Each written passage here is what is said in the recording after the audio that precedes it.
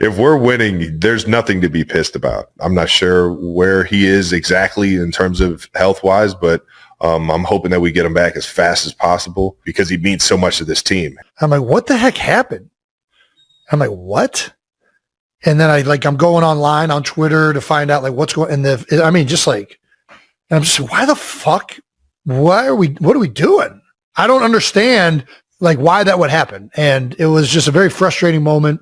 It's just a really awful thing to kind of be out there. It's an awful thing to be a part of as a fan base, as an organization.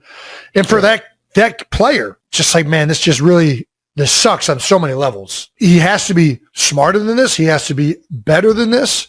Don't let this dumb behavior jeopardize the career and person and legacy you can build. You shouldn't let that jeopardize you. And listen, I've made mistakes too. I've gotten kicked out of fucking games for throwing a goddamn towel at a ref. Like, what are we fucking doing? You know what I mean? You just got to be able to keep your composure, understand that this team needs you, and you know what I mean? Just keep your blood pressure down, whatever you got to do to stay in that fucking game. Yeah.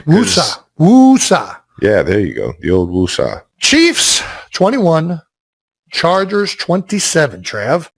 Man. What are your initial thoughts, Trav? I mean, first off, I want to just give a huge shout out to Brazil, the fans down there, the everyone that made that thing run. It was such a unique and cool atmosphere. It was a bit of a different experience in terms of getting ready for the game and traveling all the way down there and just the prep and everything that we had to go through. But at the end of the day, football's football. And the game and atmosphere was absolutely electric. We got to see a lot of people, a lot of friends and family, and or at least the football family.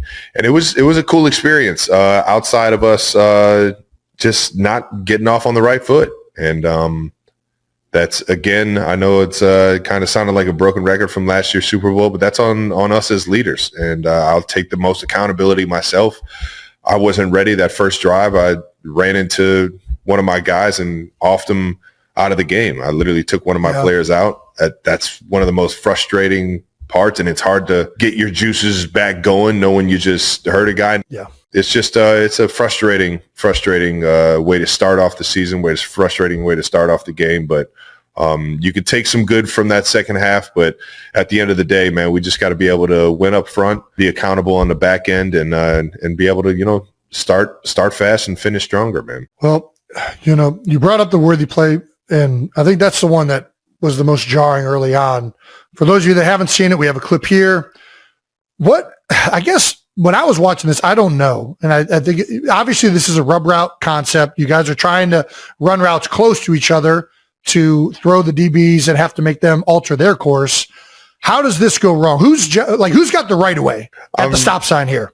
I'm supposed to be running my route at depth for Worthy, so it's frustrating for me. I was trying to kind of set up my guy to be able to get in a position and it all just happened pretty quick. And I just got to be better, man. I'm 13 years in the league. There's no excuse for me running into my own guys like that and being able to play fast and help him out. Worthy had his guy beat, and we're out the gate, and that game starts completely different. Right. Instead, I'm not sure where he is exactly in terms of health-wise, but I'm hoping that we get him back as fast as possible because he means so much to this team. And I was his biggest. Yeah, you've been hyping him up. Not just fan, man. I can see that guy and how hard he works, and I can see his game getting better. And I know he's going to take the league by storm when he gets back. The biggest thing is that he's one of our best players. Right.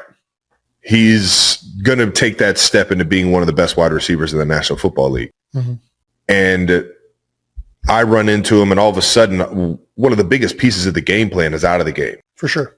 One of the fastest guys in the league, and speed kills in this league is, now they don't have to worry about that. Right. Thankfully enough, we had Traquan Thornton and Hollywood Brown to, be able to step up in those situations. Not that they weren't already in the game plan, but obviously you need to fill those spots. Guys got to step up. Juju Smith-Schuster had a freaking great game. I fucking love Juju, man. Yeah. He helped save that offense in a lot of different ways, man. I just love having that guy as a fucking teammate, man. And Yeah.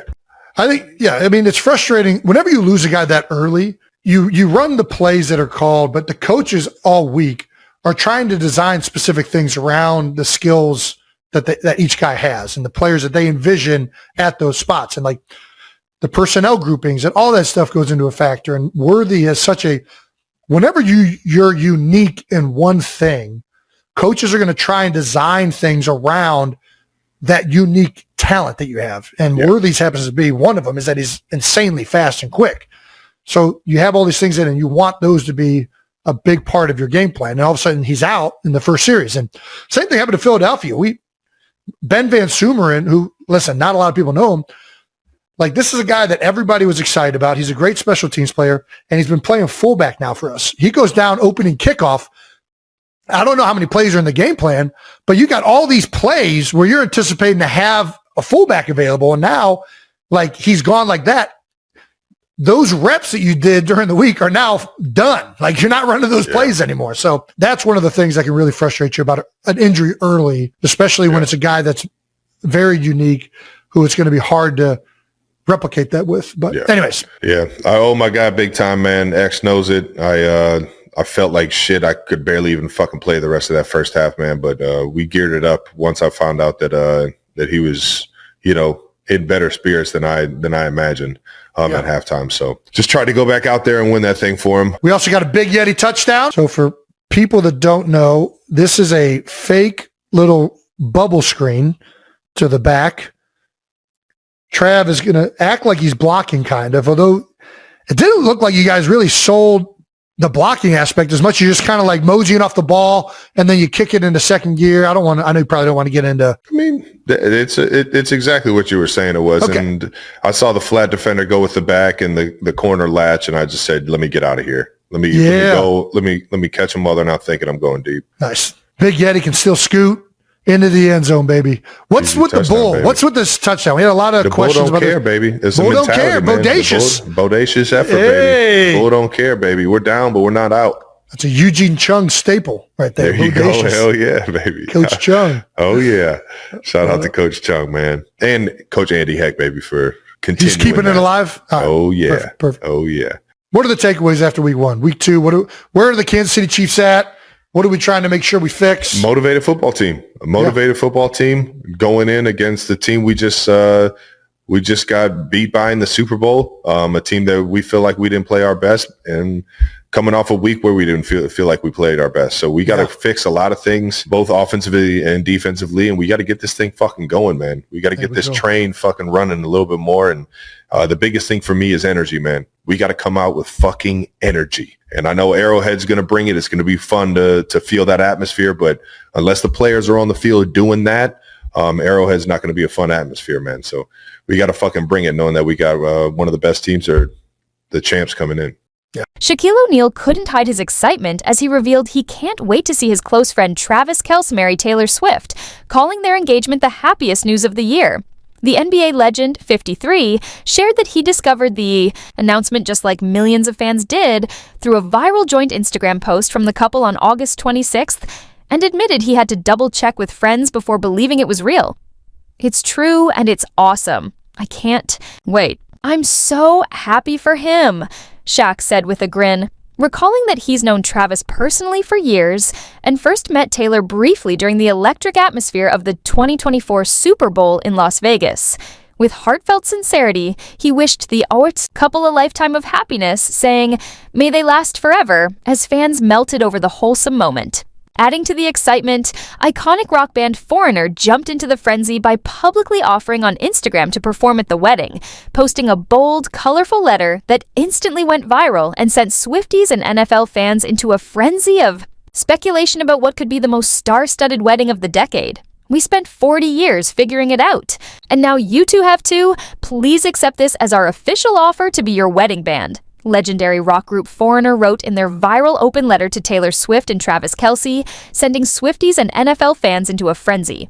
Known for their iconic Billboard #1 hit, "I Want to Know What Love Is," the band hinted at turning the couple's big day into a once-in-a-lifetime concert experience, a gesture that instantly lit up social media.